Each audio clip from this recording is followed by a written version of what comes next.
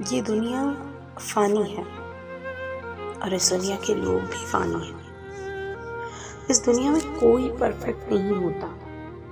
लगाव हो तो खूबियाँ तलाश कर लेते हैं और बेजार हो तो खामियाँ। हकीकी ताल्लुक वो होता है जो वक्त, हालात, ज़रूरत और मिजाज बदलने के बावजूद भी कायम रहे। कुछ लोगों से नफ़रत नहीं होती, बस उनकी बातें सोचकर उनको मोहब्बत देना मुश्किल हो जाता है।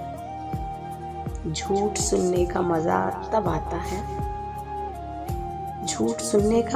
तब आता है जब आपको सच पहले ही मालूम हो।